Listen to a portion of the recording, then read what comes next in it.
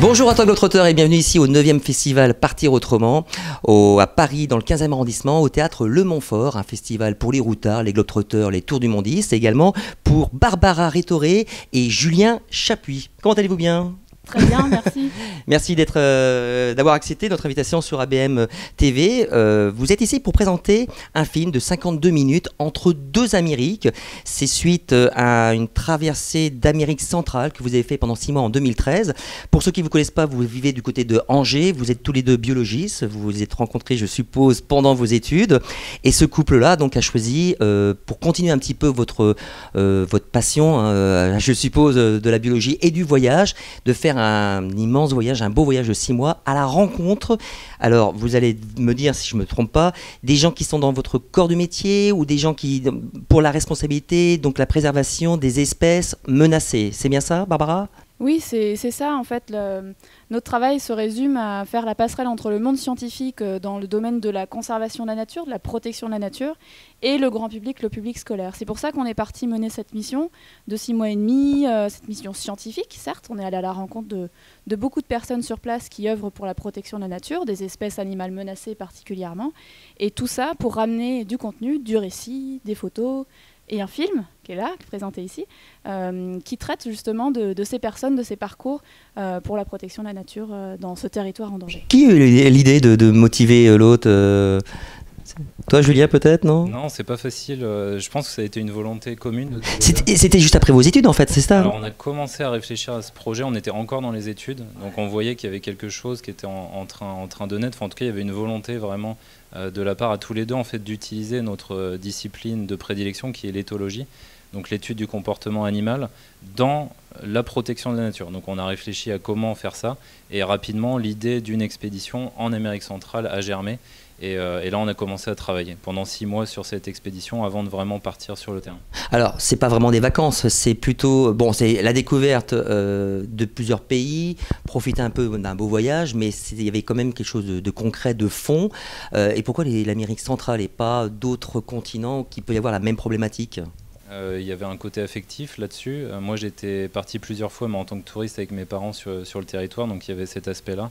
Et après, au-delà, il y avait une vraie volonté et une vraie visée scientifique à choisir ce territoire. L'Amérique centrale fait partie des points chauds de biodiversité de la planète. Donc, c'est-à-dire un endroit où la biodiversité est la plus importante, mais à contrario est aussi la plus en danger. Et c'est aussi un corridor biologique, donc où les espèces vont transiter entre Amérique du Nord et Amérique du Sud. Et après, d'un point de vue logistique, les transports en commun sont assez bien développés, bus, etc., et sont très peu chers. Donc ça nous a permis de réduire nos coûts. Donc pour toutes ces raisons, on a choisi l'Amérique centrale. Donc c'est une véritable expédition scientifique, on est bien d'accord. Vous avez fait lesquels pays, Barbara, en fait ? Eh bien, ce qu'on appelle l'Amérique centrale aujourd'hui, c'est un petit peu flou souvent dans la tête des gens. On parle beaucoup de l'Amérique du Nord, de l'Amérique du Sud. L'Amérique centrale commence dans le vrai continent mésoaméricain, qu'on appelle, commence dans le sud du Mexique et va jusqu'au Panama. Et ça concerne 8 pays. Alors en plus du Mexique et du Panama, on a le Belize, le Guatemala, le Salvador, le Honduras, le Nicaragua et le Costa Rica. Et donc là, durant ces 6 mois, vous avez rencontré différentes personnes que vous aviez déjà contactées auparavant ou ça s'est fait au fur et à mesure pour pouvoir justement traiter ce fond ? Oui, alors comme on avait des ambitions professionnelles derrière aussi, de ramener beaucoup de contenu pour créer des supports pédagogiques par la suite, c'est vrai qu'on a basé beaucoup de nos enseignements, on enseigne aussi à la faculté, à l'université, donc il y a beaucoup de choses qu'on tire de ces expéditions-là pour créer du contenu pédagogique, et donc il fallait vraiment qu'on mise sur ces rencontres. Et évidemment, on a préparé, comme le disait Julien, à peu près 6 mois en amont cette expédition, ce qui est à un rythme assez soutenu pour préparer une expédition d'à peu près du même temps. Donc on a pris des contacts en amont avec quelques structures, notamment les premières sur la route, le sud du Mexique, le Belize, le Guatemala, et puis commencer à un peu repérer pour la suite les personnes, les structures, les associations, les ONG qu'on pouvait viser par ce travail-là. Et évidemment, on s'est donné aussi l'opportunité de suivre les indications, les conseils, bien sûr, des rencontres sur place, des personnes qu'on rencontrait qui nous ont indiqué d'autres chemins. Ah, vous devriez aller voir un tel, vous allez voir, etc. Et puis on a fait ça a permis de rebondir rencontres. À chaque fois. Exactement. Ouais. Donc on s'est maintenu un plan de route très très, on va dire, bien organisé, etc. Mais qui a un petit peu dévié. Mais qui déviait et qui revenait toujours sur sa route. En fait, si vous voulez, on se rattachait toujours à un espèce de plan de route, à un itinéraire qui était très important à avoir dans une mission aussi condensée. Mais bien sûr, l'imprévu est là et heureusement, dans le positif, c'est génial. On rencontre d'autres personnes auxquelles on n'aurait jamais pu imaginer et qu'on n'aurait jamais pu imaginer. Mais en même temps, il y a aussi des choses un petit peu moins drôles parfois qui se passent. Mais c'est ça l'aventure. Et Julien, quel constat, alors sans dévoiler aussi le fond du film, où je pense que là c'est bien développé, quel constat tu pourrais toi dire suite à cette expédition par rapport à la préservation des espèces? Oui, je vais essayer de faire rapide. Déjà, sur l'ensemble de l'expédition, on a pu découvrir 20 projets différents, ce qui nous a offert une vision assez globale, sans être exhaustif bien évidemment, de la protection de la nature sur place. Donc avoir pu faire cet état des lieux, aujourd'hui, ça nous permet de se rendre compte qu'il y a beaucoup plus d'acteurs de la protection de la nature et beaucoup plus d'actions qui sont réalisées qu'on le pensait auparavant. Et on s'est rendu compte que ces actions-là, que ces personnes-là avaient besoin de soutien.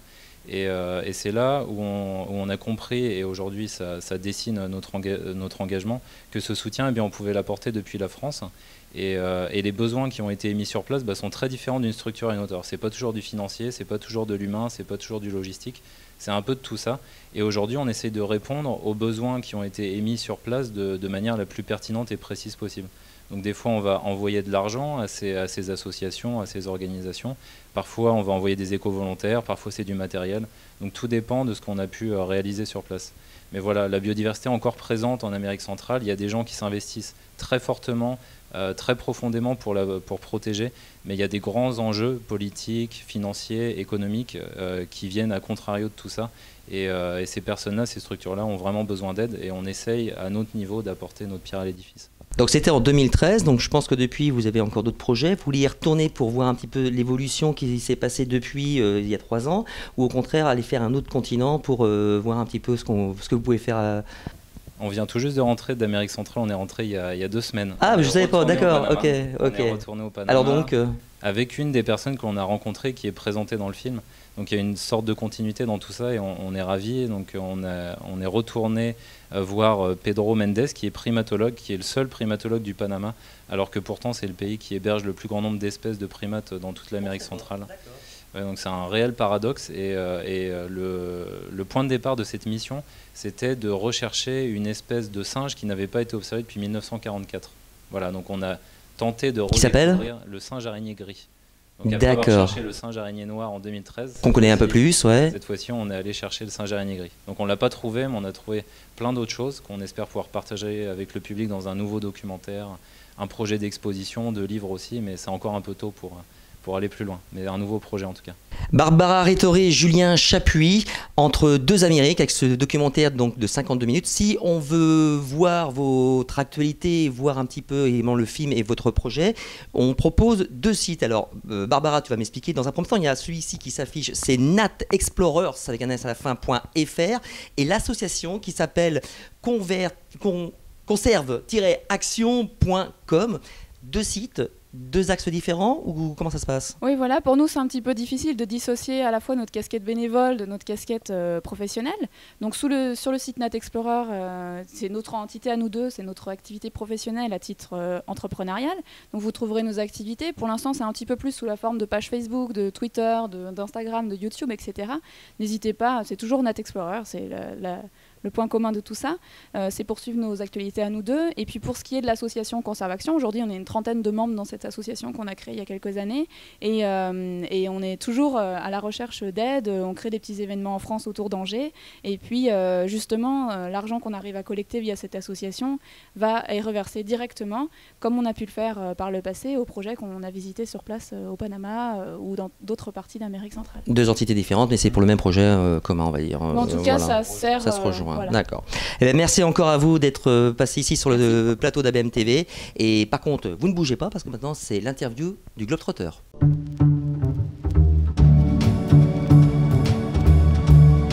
Dans le cadre de votre voyage de 2011, pendant les 6 mois, Barbara, si tu étais un pays, tu serais lequel?